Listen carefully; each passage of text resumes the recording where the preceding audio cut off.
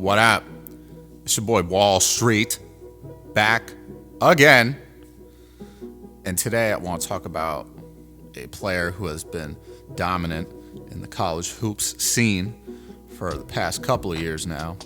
And I want to talk about his prospects on getting selected in the 2025 NBA draft. And the player I'm going to be talking about, which you might have guessed by the title of this video, is RJ Davis, who is hailing from White Plains, New York, and has been at the University of North Carolina since 2021. He is a 6 foot, 180-pound guard, and he has a lot of game, in my opinion, but obviously the NBA values many things when it comes to draft prospects. Number one is age. RJ Davis is 23 years old and will be 24 right at the start of next NBA season. And he also is a little bit of a streaky scorer, and his scoring is down from what it was last year. So last year he put up 21.2 points per game, shot nearly 40% from three-point range, and 43% from the field. Played in 37 games, started all 37 of them, 34.8 minutes per game. He's not a great passer. I mean, he's not a bad passer, but only gets 3.5 assists a game, 1.2 steals per game last season. North Carolina is also 16 and 11. That's not bad, but it's also not standout, right?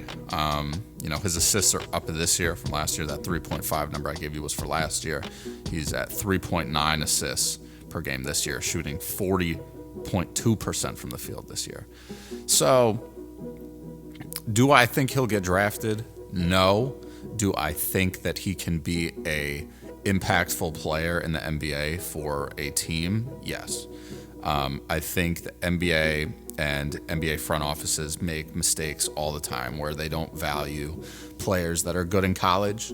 For example, I think Luka Garza has a lot of potential. He doesn't get a ton of time on the Minnesota Timberwolves, but I think he's got a ton of potential. He was, I think, college player of the year. Maybe his senior year was putting up, crazy numbers, right? And then went down to the G League, was putting up crazy numbers. So at the very minimum, I could see RJ Davis being a guy that's in the G League, winning G League MVP, things like that. But I do think he could be a guy that comes off the bench and, gives you 15 to 20 minutes of, scoring, pesky defense, picking a guy up 94 feet while he's bringing the ball up the court. There's a ton of things that he could do to impact the game in a positive manner. It's just going to be what team is going to see his pathway to develop those skills at a very high NBA level. And will they have the faith to sign him and give him playing time? Or is it going to be, okay, we're going to sign you to a two-way. You're going to spend all your time in the G League. You're going to bounce around the G League. And then, in a year or two or three, he's, playing overseas. That's also something that could happen. But I do think, he's, I think, the third highest scoring player in terms of point totals in the ACC in history. So since 1947-48 season, he's third. RJ Davis has 2,560 points for UNC. Right above him is JJ Redick, who had 2,769 points, and then Tyler Hansbrough, who had 2,872 points. So RJ Davis is a UNC legend, no doubt, but college legends don't always pan out in the NBA.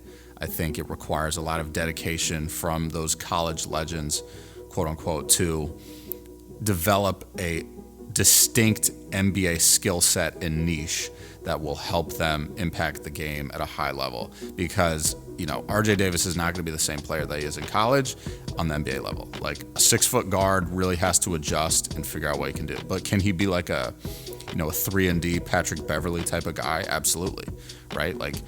Hit open threes and pick, the opposing team's point guard up 94 feet, right? If he can do that at an extremely high level and get steals and, make the right play when he needs to, I could see him making an impact in the NBA. But will he get drafted? I don't think so. I think if he does, it's going to be at the late stages of the second round, probably beyond pick, 55.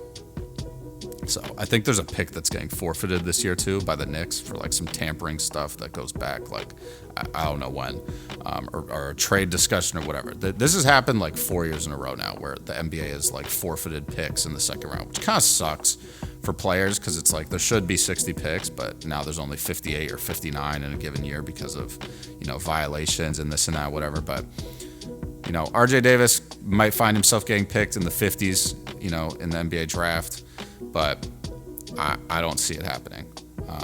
You know, and we'll see what happens in March Madness. If UNC makes it far in the tournament, that might change things as well. You know, we have no idea. But, you know, I like RJ Davis. I think he's a great player. He's one of the, you know, the few players in college basketball that I've known about for a while. I really don't watch a ton of college basketball, especially because it coincides with the NBA for the most part. So I really only watch college basketball when there's not a lot of NBA action. But, you know, I still, you know, I love basketball, so I stay in it, and I stay well versed, excuse me.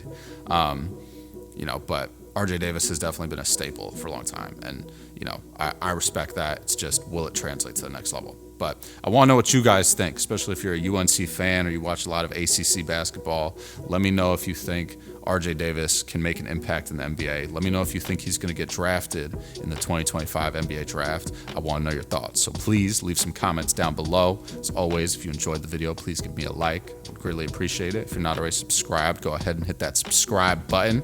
Got plenty more videos coming your way. Without further ado, guys, I'm going to catch you later.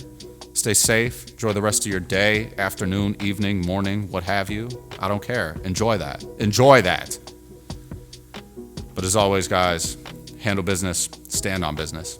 Peace.